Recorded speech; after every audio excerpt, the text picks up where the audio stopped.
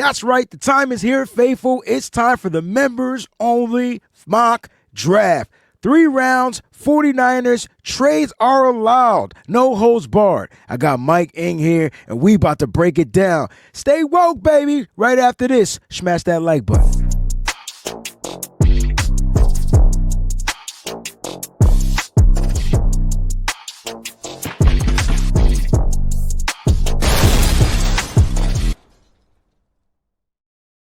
What's going on, 49er faithful? It's your boy, the WayneBreezie, and I got my man Woke in the building. You ready to drop this on him, bro? Because I do mock drafting. I do a lot of researching. I like it. One of the things it does is help you get familiar with a lot of the players. But I like to get the perspective from some of my, family and friends. Like, you know what I'm saying? So how excited are you about the 49ers about to entering a new season? What's your take so far just on the 49ers free agency? It's been interesting watching all the people leave and the different people coming in, and it's not anybody huge or not a big splash, but it's been interesting. It's definitely been interesting. That's the one way to sum it up. And as of lately, we're releasing players left and right. Don't understand if it's cap saving or what's going on with the San Francisco 49ers. And they're not adding anybody of any, I guess, I don't want to say of substance, because whoever we're adding has to be somewhat of substance. But they're not adding, like you said, any of those splash players that you see out there. And you know why? Because they're about to get ready and get right for this draft. So let's get to this mock draft. All right, Mike, I said we're going to do 3 rounds, right? So the reason why I like to do 3-round mock drafts, not just because it's short, but it really focuses on the top 102 players, because I think we got 102 players with the new compensatory pick formula that's been added. I think it's been updated to 102. Now, I'm not sure if PFF has updated to 102. They might be at 101, but the 49ers do have those picks. And so you want to get as many top 100 players, in my opinion, as you can. Those players are pretty much geared up and ready to go. So, Mike, I'm about to hit the start button, and you are going to be on the clock. And I'm going to actually set the clock because I want to do this as official as possible. So the 10 minutes will start once we're on the clock. You could ask questions. You could talk about who you want, whatever it is. You get 10 minutes to make that first selection. It's first round, baby. We are on the clock starting now. Right.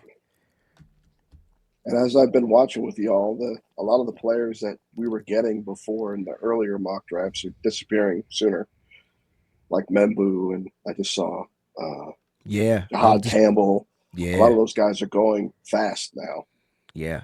I don't know if that's how it's going to really fall, but like Membu went to the Browns, and they needed a tackle. Yeah. They went to the Browns. Interesting. So where do you think the 49ers need to go? I mean, obviously, the fan base, it's offensive line, it's trenches. Where does Mike want to go? I think I want to see who's in the interior defensive line. All right, so let's go check out the interior defensive line. You got Big Kenneth Grant, Derek Harmon, Darius Alexander, Walter Nolan. You know I love me some Nolan. TJ Sanders. I would say the first 1, 2, 3, 4 projected to go in the first round, and after that, you're probably getting into round 2. Any of these guys stand out for you, or? Not yet. Let's look at edge real quick. All right, let's go check out the edge. You got James Pierce Jr., you got Mike Green, Donovan Eziraku. Those are some players that are projected. Mykel Williams, big guy out from Georgia, doesn't have the speed. I think he ran the 40 a little bit faster than Nick Bosa, though. So I'm not sure if speed is what you're looking for, but you get a big guy out there on the edge. Those are all first round mock, and Nick Scorton from Texas A&M. So those are your first round mocks. First round, to me, defensive ends that are first round worthy. I don't know if they're worthy at pick 11, but it's totally up to you, man. Like, Shamar Stewart is gone. Shamar Stewart is the first edge rusher off the board. Interesting. He had a 10 RAS score too. So like his athleticism is through the roof. Just the issue with him, and I think Mykel Williams, is the production didn't match up with how well they tested. So do you go for that, or like what are you looking for in an edge rusher? I'm not really sure what I'm actually looking for. I'm leaning towards James Pierce over here since he's there. I like James Pierce, man. I like James Pierce. I like James Pierce. You get the young kid off the edge. Uh, had really good. We got about 7 minutes left, anyway, so we could talk about James Pierce a little bit. So I'm gonna read you like his testing scores as far as like how well he tested at the NFL Combine. I mean, the kid was freaking phenomenal out there. I thought he was one of the best edge testers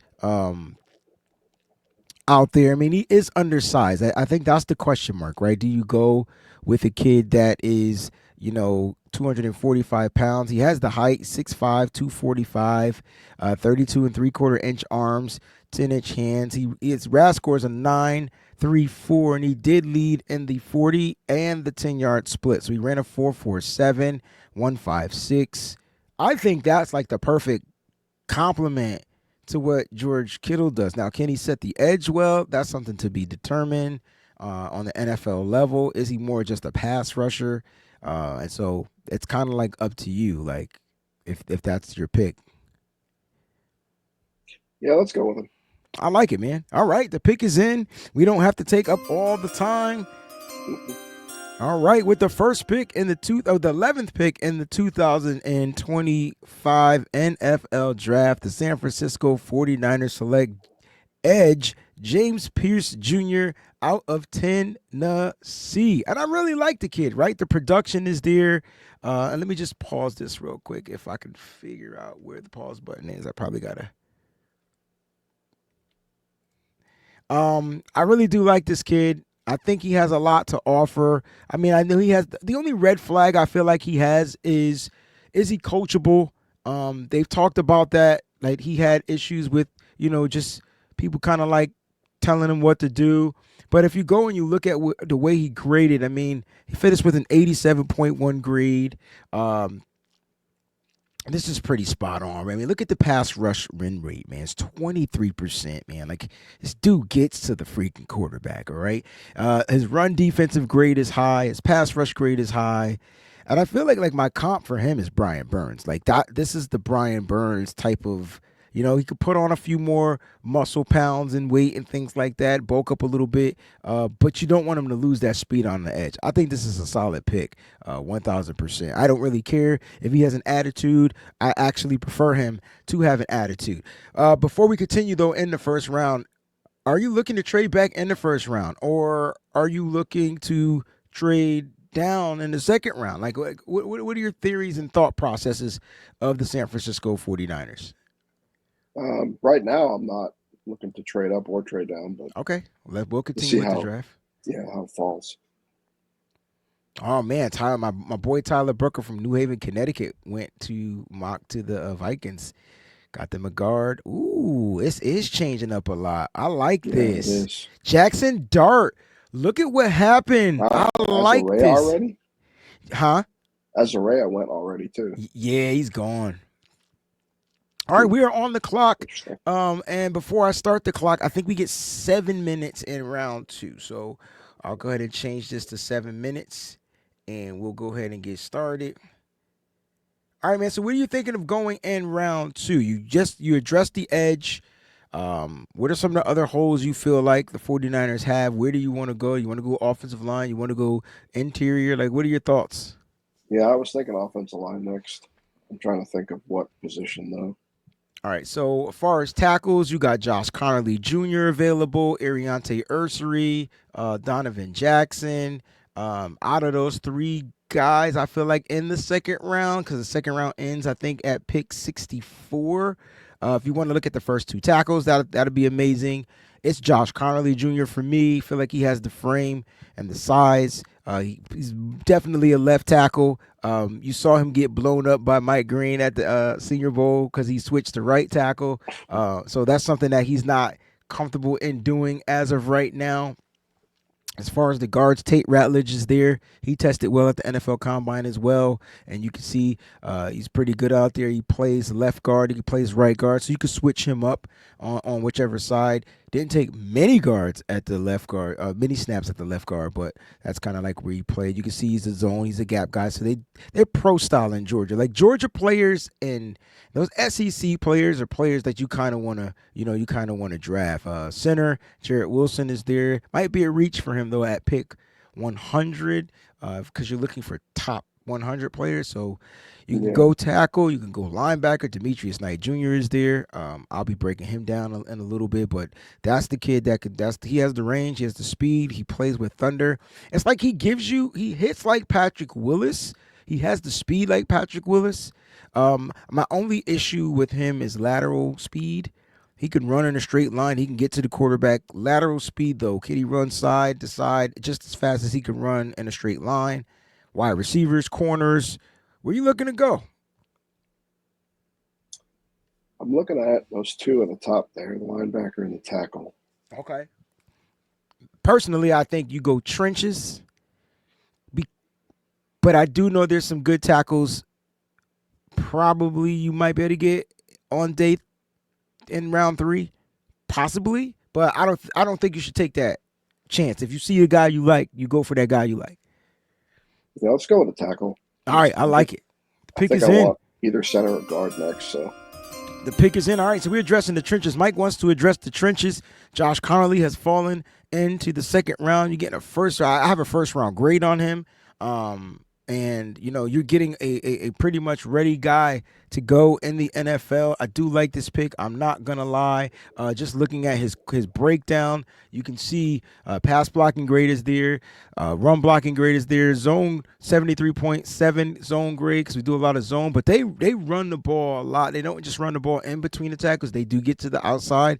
He's also taking snaps as a guard. So I mean, he's got a little bit of versatility in him. But I just like his size. I like his size out there. I think that's kind of like what I get from him. And just looking up what he did at the NFL Combine, he's let's see, Connolly, 6'5", 311. His RAS score was an 876. He ran a 506 in the 40, but he had the fastest 10-yard split at 171. Trent Williams was a 168 or a 169. So I just want to put that in perspective. This is a solid freaking pick that you're getting. I think this is a spot on pick now that I think sounds like about it it. could be Trent Williams' replacement. Yeah, there you go. There we go. Trent's getting a little long in the tooth out there and missing some games, and you might just need to have that guy ready to go, loaded up in the queue. Click, click. So where are you thinking about going next? I'm just curious to know where you thinking about going next. We'll have 5 minutes. Whoops. I was We'll have about 5 minutes for that next pick. I was thinking either center or guard, Okay. but We'll see it who's depends what available. else is there when we pick. Let's do it, man. I like this. All right, man. You got some premier players available at 75. I mean, you could go take a chance on a corner like Benjamin Morrison. Is coming off of an injury season. It's not going to probably participate in any of this stuff. So you won't really get to see him run. But he's definitely a lockdown corner. Him and Will Johnson, like those are two of the question marks, like going into this draft. Him, Will Johnson, Suvon Ravel, all had injury plagued seasons at the cornerback position. You already addressed the edge. Mason Taylor, the tight end, is available. Don't know if you want to go that route. Linebacker Chris Paul Jr. is there. You mean you look, this kid, phenomenal. Pass, run, does it all. Like does it all. I'm gonna be breaking him down as well on the Patreon in a little while. But you can see, man, like he can cover. He stops in the run. He's tied for 17th in coverage. So he's 19 coverage stops, 35 run stops. You can see that he's targeted. He was targeted 33 times. He only gave up 27 receptions. He only allowed one touchdown. Did have an interception on the season. But he's a pretty good guy. I mean, pretty good. Could play safety. Looks like he could play in the box. Love this kid. 621 snaps he played. Coverage snaps. I showed you that. 73 tackles, one assisted tackle. And I think what I like about him is just the way he moves. I like the way he moves. I know that's cliche, but that's just for me. If you decide you want to go linebacker here, you said you wanted to look at offensive line. I still think we need to address the interior on the defensive side because yes, it's loaded, but you want to get some premier guys before you get to like rounds 4, round 5. So Jordan Phillips is there. I think his name is Dion Walker, not D1 Walker. I think it's Dion Walker. Could be D1. Might be wrong in pronouncing his name. Big guy. Gives me has the potential to be like a Calais Campbell just because based off of his size. Doesn't have that strength yet. Not very good to me in the run game consistently. Like he'll win one battle but then lose several others. CJ West I like, but just look at that top 100 player. Jordan Phillips, he had a phenomenal East-West Shrine Bowl game, and he met with the 49ers. I just feel like he has that high motor, good get off. He just seems like he's a 49er, like just to me. Can rush the passer if you want to go interior. What are you thinking about going? Debating on that linebacker. Yeah, like it got you scratching your hair, right? Mm-hmm. Mason Taylor, again, the tight end is available. Do you want to give another pass catching threat? We already signed a blocking tight end and Luke Farrell. Do we bring in that other pass catcher? Do we bring in that Jordan Reed type of tight end? You know what I'm saying? I don't know. This is interesting. Where do you want to go? I think we should go with the linebacker. Okay. Look, I'm glad Chris I Paul. can't talk you off the ledge. Like this is really cool, man. I really do like this. I really do like this. All right, the pick is in with the 75th pick in the 2025 NFL Draft. The San Francisco 49ers select Chris Pooh Paul. That's right, Chris Pooh Paul. That's his nickname, Pooh. I like that. Solid freaking pick for me. Solid pick. You got 2 more picks, if I'm not mistaken, or maybe 1 more pick. I think It's just going one. on. Yeah. Yep, we just got 1 more pick. Jordan Phillips went to the freaking Bucks. Ooh, interesting. All right, you about to be on the clock with the comp pick, baby.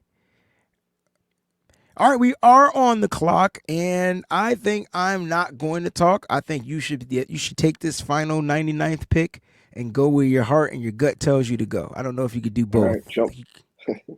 Show me the centers. All right, let's go and check out. Oh, Jarrett Wilson is available. That's who I want. That's who we want. All right, the Jarrett pick Wilson. is in, man. That didn't waste any time. Talk about Jarrett Wilson. Like what makes you want Jarrett Wilson after I announced the pick with the 99th pick in the 2025 NFL Draft, the San Francisco 49ers select center Jarrett Wilson out of Georgia.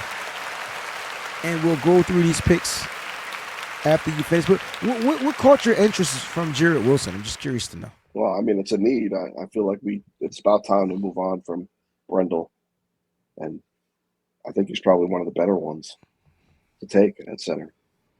Yeah, He's right there, right where we were at. Yeah, it was like he fell right in our laps, and you don't overthink it, right? Mm-hmm. Yeah, like that, and I'm hoping that the 49ers, when they draft, I hope like some of the players that they have on their big board, which we don't know who's on their big board, but I'm hoping some of these players just like fall right in the laps of the San Francisco 49ers, right? So like they don't have to reach, they don't have to trade, they don't have to do this.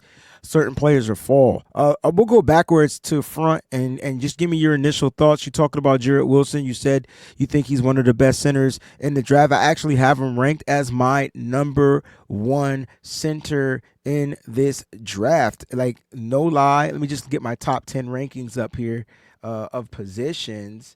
And I have him as my number 1 center. Like, no cap. It's just the way he moves. He has the athleticism. We like to run zone, and we missing the center that could get out and get to that second level. And when you get a guy like Jarrett Wilson, I mean, you're automatically going to kick out, get out with speed, with power, and be able to do what he definitely needs to do. I'm not sure if he's going to even be available at pick 100. I mean, he tested, in my opinion, through the roof. The question is, will centers will they be gone? Like will there be a run on athletic offensive linemen? And if so, he happens to be one of the most athletic offensive linemen in this draft. All right, in the draft, he ran a 4.84. He had the fastest 40 time for an offensive lineman. And don't get it twisted. This young fella weighs 310 pounds, bro. 310 pounds, 6'3", 310, and he ran a 4.84, 172 split. So he's tied with second in the second fastest 10-yard split. 32-inch vert, 9 foot 4 inch broad jump. He ran a 4.56 shuttle. Like, this kid can move. So I love the athleticism that you got in selecting Jared Wilson. Chris Paul Jr. Didn't test at the combine, which is okay. But when you put on the film, man, you just see a lightning linebacker. I mean, he gives me the Aziz Al-Shaair vibes. He gives me, like, just an overall all-purpose guy. Can play the mic, can play in the strong side, can play the weak side, can play where you need him. I I think he ran. I think he ran at the combine. I think he ran slower than what he won. Let me just double check.